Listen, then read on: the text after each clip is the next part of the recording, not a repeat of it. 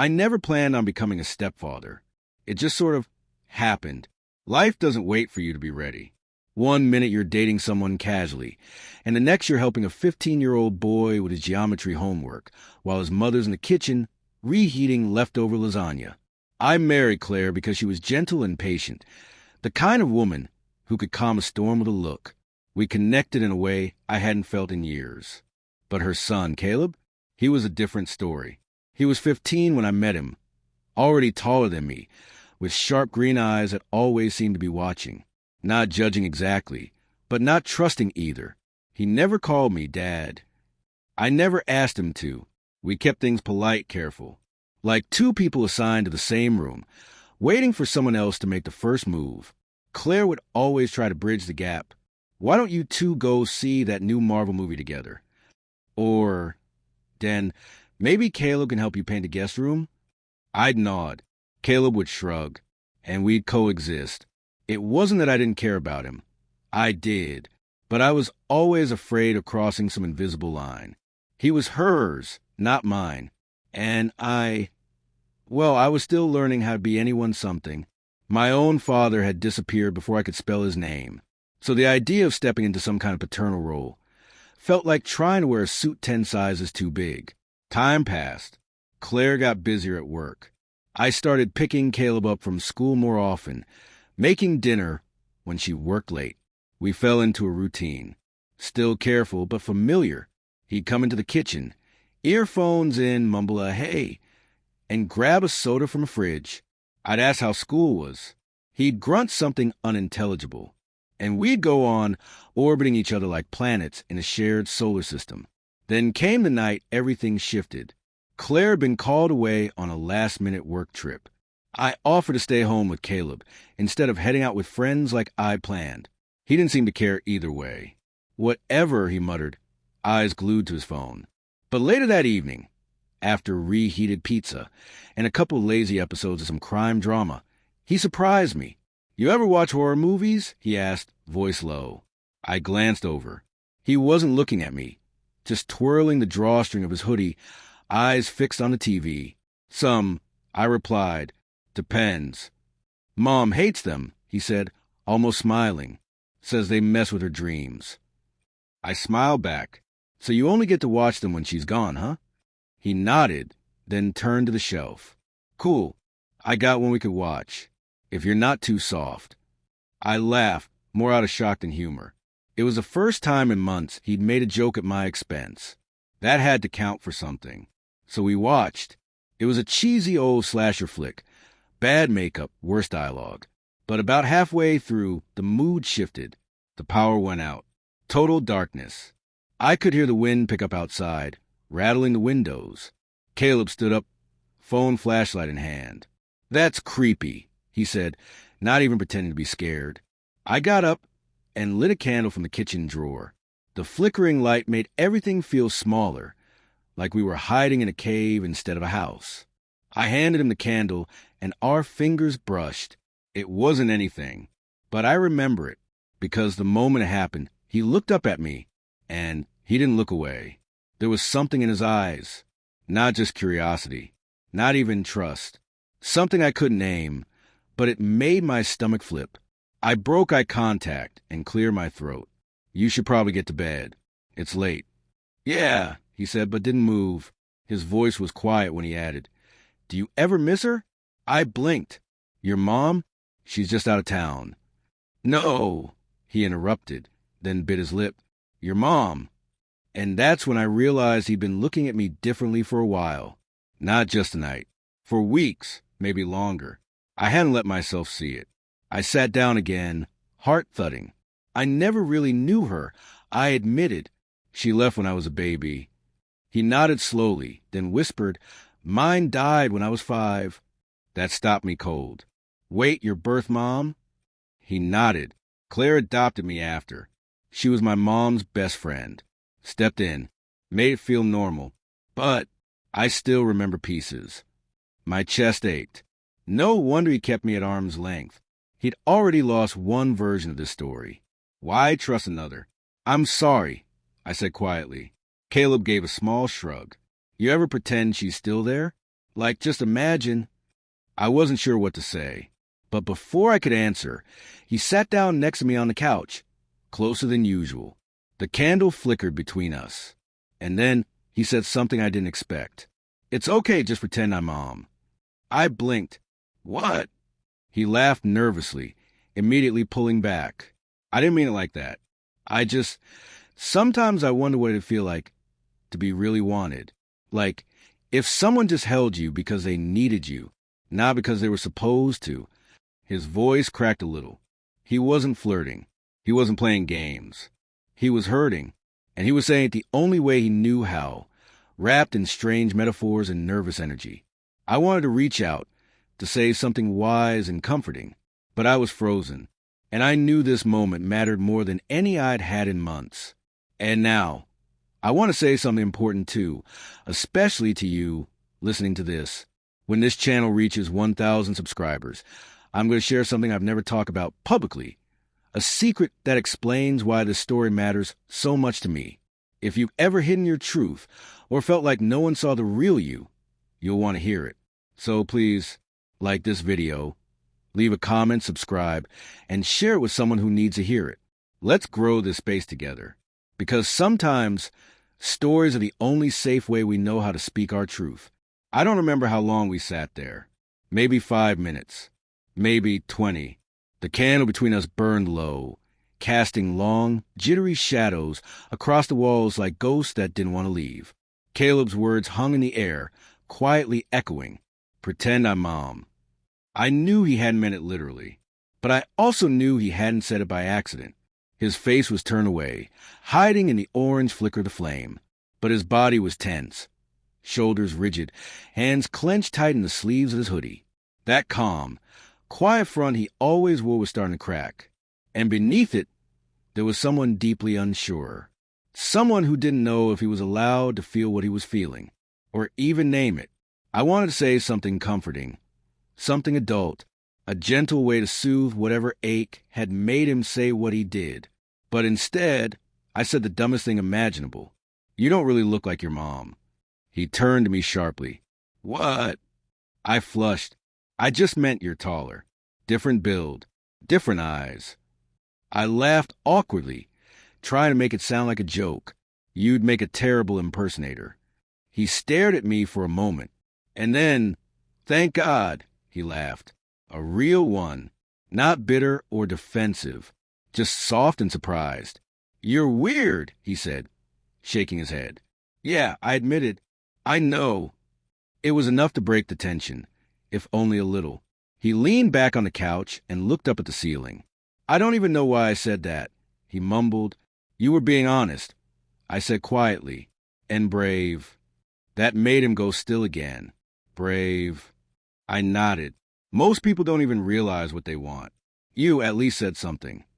He didn't reply, but after a moment, he shifted closer, not in a way that felt wrong, just intentional, like he wanted to exist inside the space we'd always carefully avoided. His shoulder brushed mine. He didn't move away. Neither did I. The rain started tapping against the window, soft, rhythmic, like fingertips on glass. Outside, the world was still. No traffic, no Claire, no noise except our breathing and the storm. Then he spoke again, his voice nearly inaudible. "Do you ever feel like you're waiting for someone to give you permission to feel okay?" That one hit me right in the chest. "All the time," I said. "Like there's a version of me trapped behind glass. One wrong move and I'll scare him off." He looked at me again. There was something heavy in his gaze. Not desire, not confusion. Just recognition. Like, for the first time, we saw the same cracks in each other. I finally said what I should have said earlier. "You are wanted, Caleb. You don't need to pretend to be anybody else for that."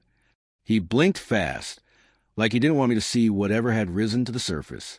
But it was too late. His face had already shifted, just a fraction, but enough. The corner of his mouth trembled. His throat bobbed like he was swallowing something sharp. And then he stood up abruptly.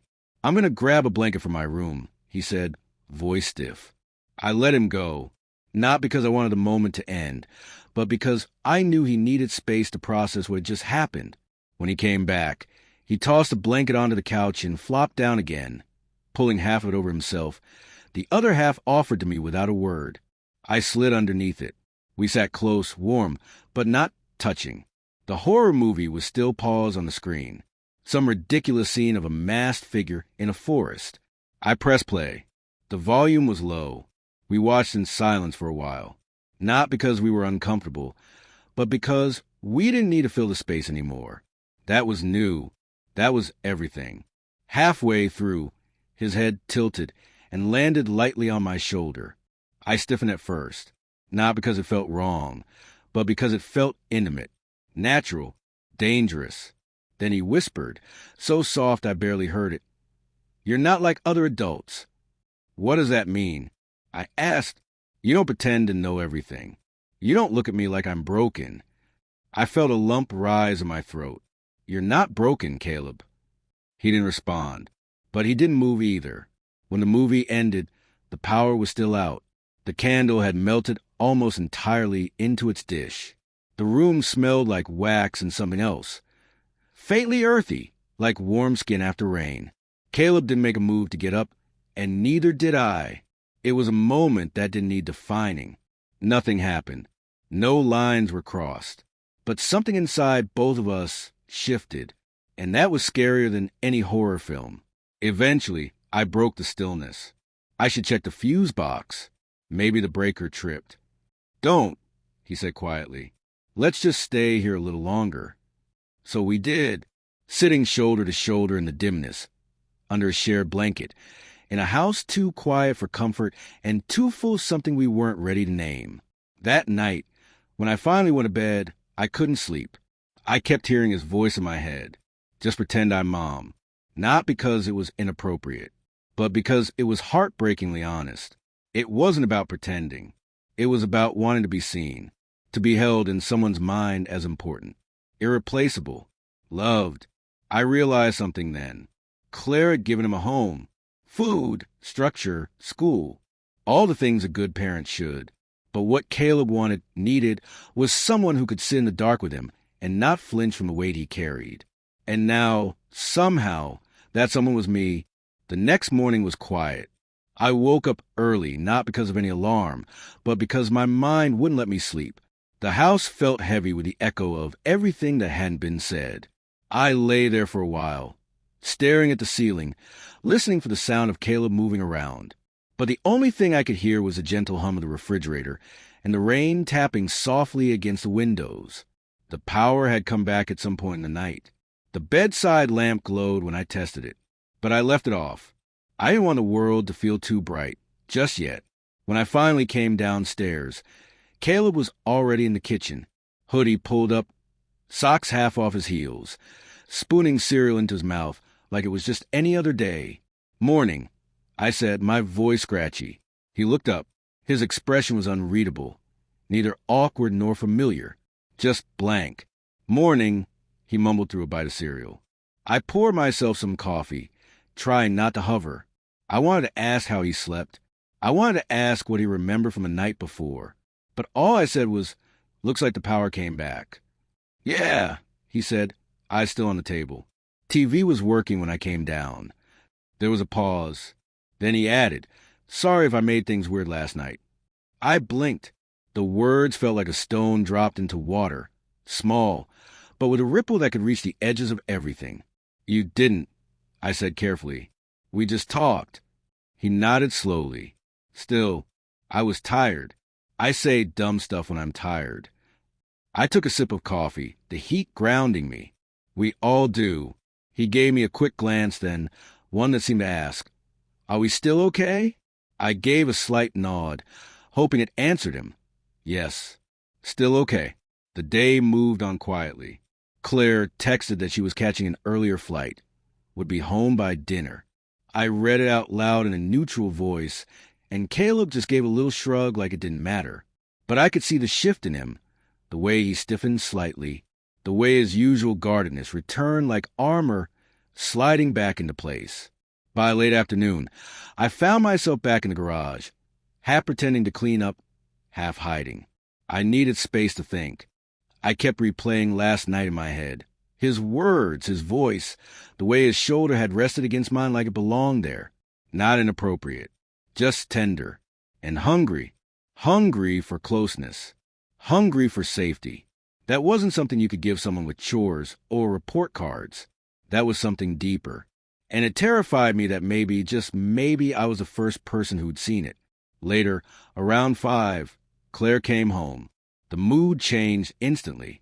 She swept into the house with her suitcase, coat still dripping from the rain, already launching into a story about a delayed flight and a horrible cab driver.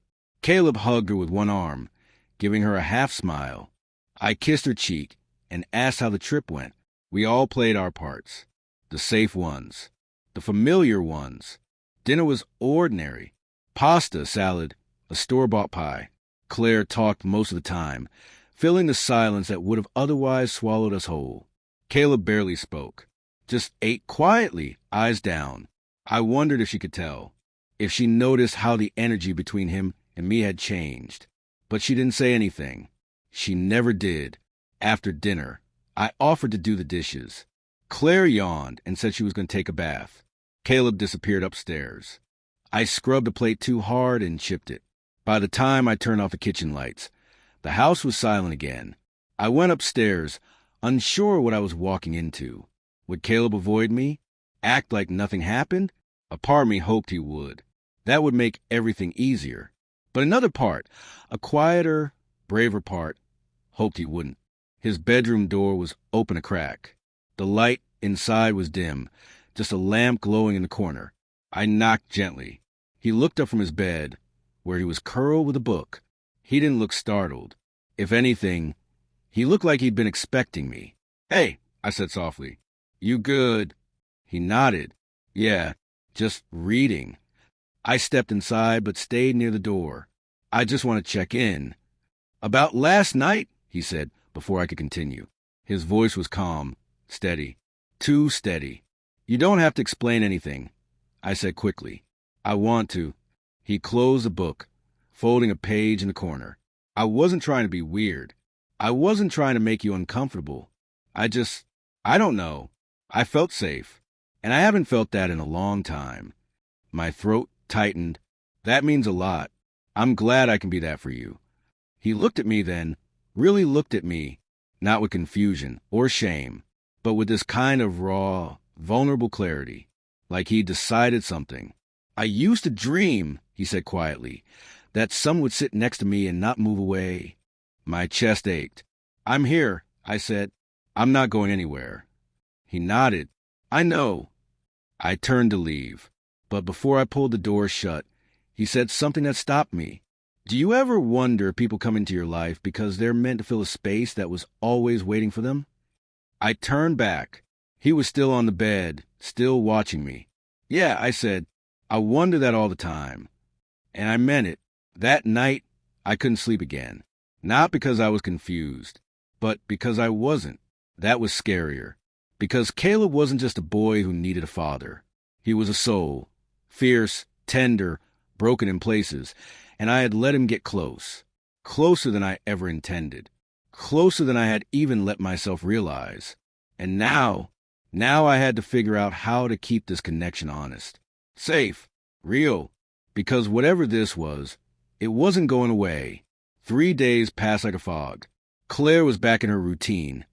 Early meetings, late returns, the occasional smile over coffee, but never long enough to notice what was shifting beneath the surface of our home. Caleb, meanwhile, floated through those days like he was waiting for something to happen. Not pushing, not pulling away either. Just waiting. He'd linger longer in doorways. Ask quiet questions when I was cleaning the counter. Sit across from me at the table and spin a spoon for 10 minutes before taking a bite. Our eyes met more often and held longer. But nothing was said, and I knew why. Because anything we said might pull down the wall we were barely managing to keep between us. And neither of us wanted to be the one who admitted we saw it. Friday night came, and Claire was out again, an office dinner. Caleb had asked if I wanted to watch something. Nothing heavy, he said. Maybe a documentary. I agreed without thinking. We sat on the couch, the same one we'd shared during the blackout. But this time, There was more space between us. His knees were pulled to his chest, hoodie sleeves half covering his hands. I kept my arms folded, too aware of my own breathing. The screen glowed in front of us, but neither of us was watching. Somewhere around the 30-minute mark, he spoke. Dan. My name felt louder than it should have in the quiet. Yeah. Do you remember what you said? That night, during the storm? I didn't pretend I didn't know. Yeah. You said I was wanted. You are, I replied, immediately, no hesitation. Every single part of you. He nodded slowly, still watching the screen. Do you believe people can want someone in different ways? Not just the way they're supposed to. I hesitated. The question came softly, but I felt the tension hidden beneath it. The test, the fear, the truth, dressed up like a hypothetical. I think sometimes wanting someone is about comfort. I said carefully, sometimes it's about safety, or love, or memory. It's not always clean. It's not always easy.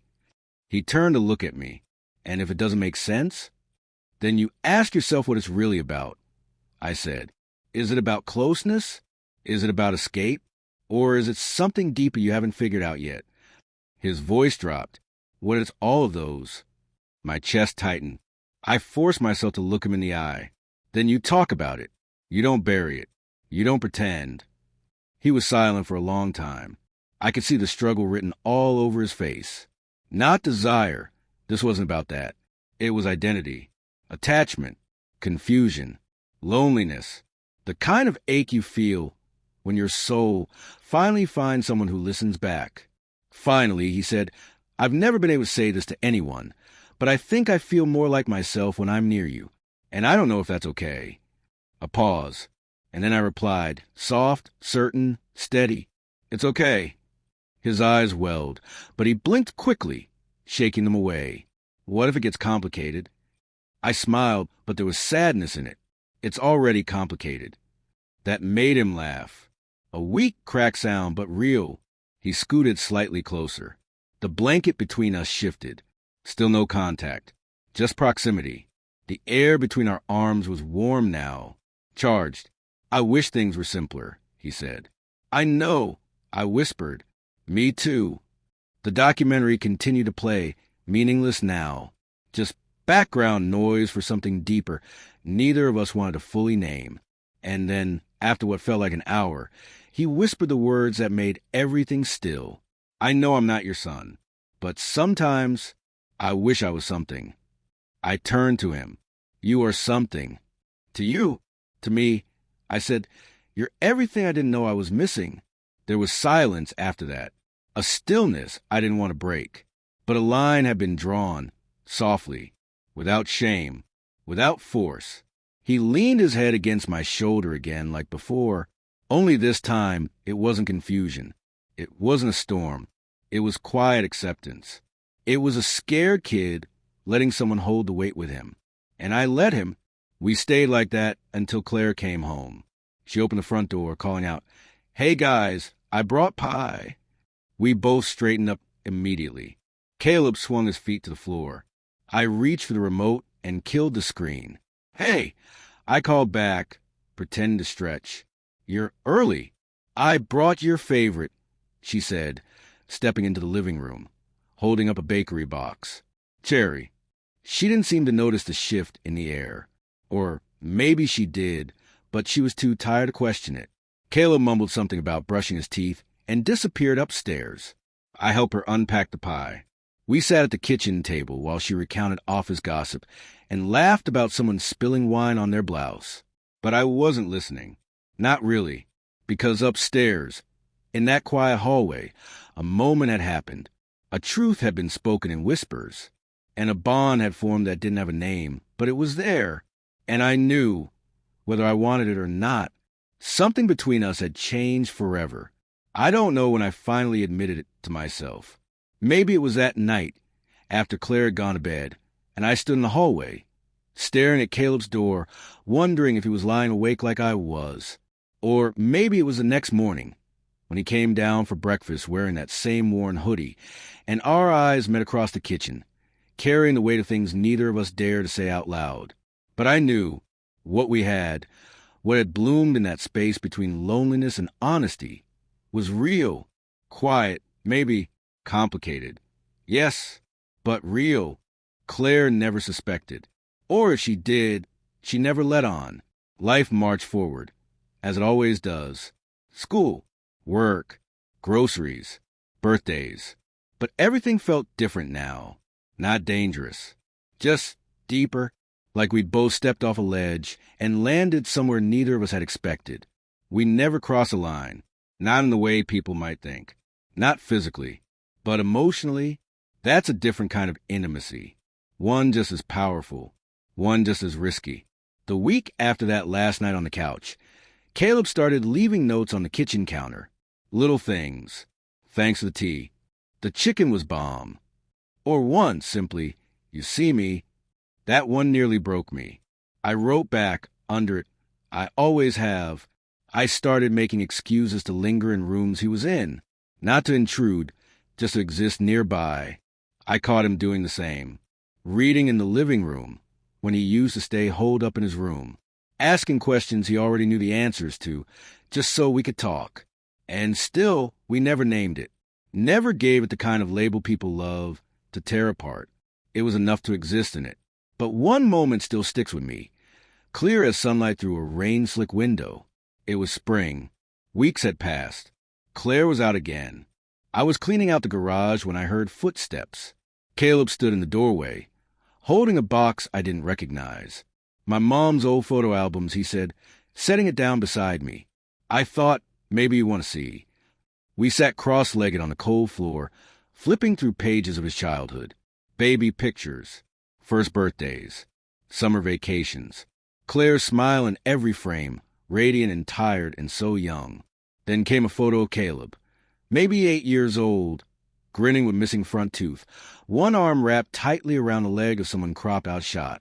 That was my dad, he said quietly. He left right after that trip. I looked at him. His expression was unreadable. I used to think it was my fault, he admitted. It wasn't, I said firmly. It never was. He nodded, then, softer, but sometimes I need to believe someone stayed because they chose to, not because they had to. I swallowed hard. Then let me say this clearly. I told him I choose to stay, every single day. His eyes glistened, and for the first time, he didn't hide it. He leaned forward, slowly, and rested his forehead against mine. We stayed like that for a breath. 2, maybe more. And then we pulled away. No rush, no shame. Just a quiet understanding between two people who had once been strangers and were now something far more difficult to define. It's been nearly a year now. Caleb's off to college in the fall. His acceptance letter is taped to the fridge. His face lit up every time he talks about dorms and classes and getting out of this house. But he still leaves notes. Sometimes just a smiley face. Sometimes just a word, still seen, still safe, still chosen. He never said, I love you. I never said it first either. But it was there, in the silence, in the lingering looks, in the memory of rain against windows and whispered truths on dark nights. Claire never asked. Maybe she didn't want to know. Maybe she knew everything and simply loved us enough to leave it alone. Whatever it was, life kept moving. But every now and then, Caleb visits. We sit on the porch. We talk about nothing and everything. And one time, before leaving, he looked at me and said, I don't need to pretend anymore. I knew exactly what he meant. And now, if you've been following the story all the way to the end, thank you. This wasn't just a story about blurred lines. It was a story about human connection, about honesty, about what it means to feel seen when the world tries so hard to look away. If this story moved you, even a little, like, comment, and share it with someone who needs to hear it. And most importantly, when this channel hits 1,000 subscribers, I'll reveal a personal truth I've never told anyone before. A real one, a vulnerable one. So hit that subscribe button and stay tuned. You won't want to miss it.